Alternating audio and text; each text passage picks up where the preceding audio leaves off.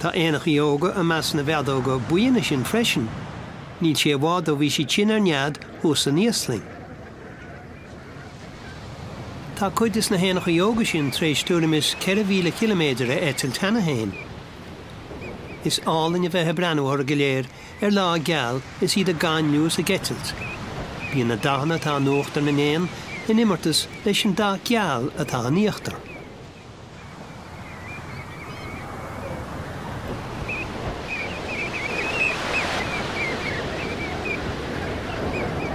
Ar a ggósta a bhíon na cainte le feiceáil áit ina míonn siad sa tóir ar phláán de jásan ar a gladach ar nó sastra agus glasán. Nuair a bhíonn sé na lán mhara, bugann siad isteach go dtí áitechaí ina míonn fér le fáilecha. Ach ní rán náiseacha go dtí an bhríon 1976, nuair a deireann na sastra an ghán, agus ó hinne le bíonn siad sna garantí go fiú nuair a bhíonn sé ina lághmhara. Éach na lochlannig a bhálach hart ar bheganis le na gcuid bád. In dhé sin ba áid háachtachaí freisin le haid beithí a chuineáil, mar fás an fér milliis ar an inis seo.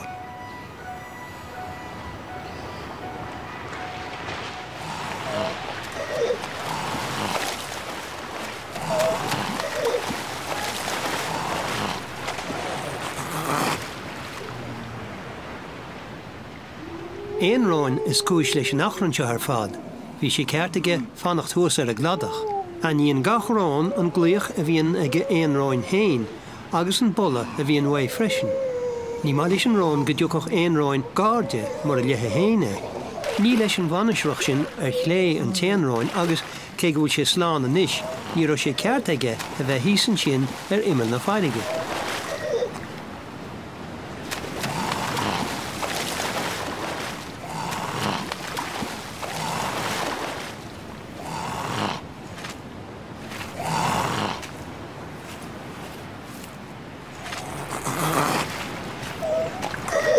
Ach tá créitú sin an óg, agus béidir goach sé níos cuaramí an chéadú eile.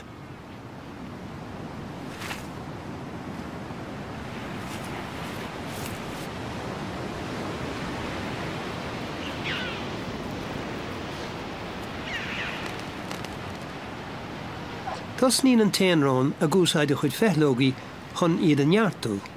I gan trí seachtaine, I móig an mháthir lethe agus fág for an téanrán ar a trá agus béar aire a thuairt chó héin.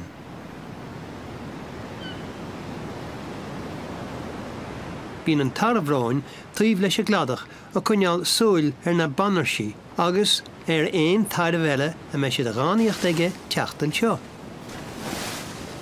Tá an téanráin seo ní sinne na éon cheann eile atá a trá agus is cearr go mé ar tosú a gíoscoch ar a hon héin.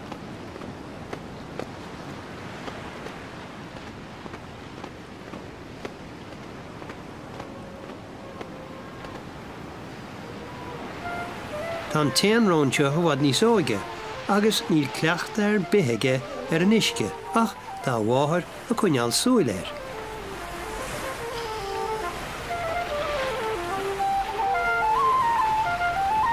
Cuinníonn sí súil ar a tarabhráin freisin ar agla gnéanach sé dochar chun ceann óg.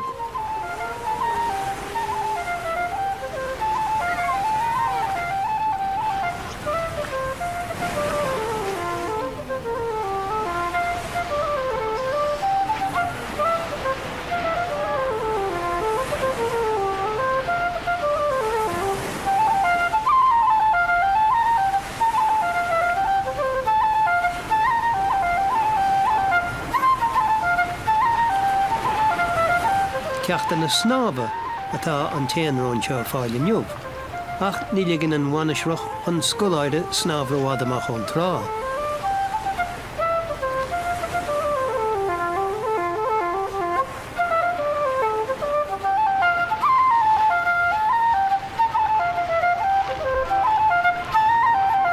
Nuair a hagann deaimseir ar bheganis, bín an tíreacht an sin a bhád amach ród mar a bheith slíomh a fás a níos as a bharige.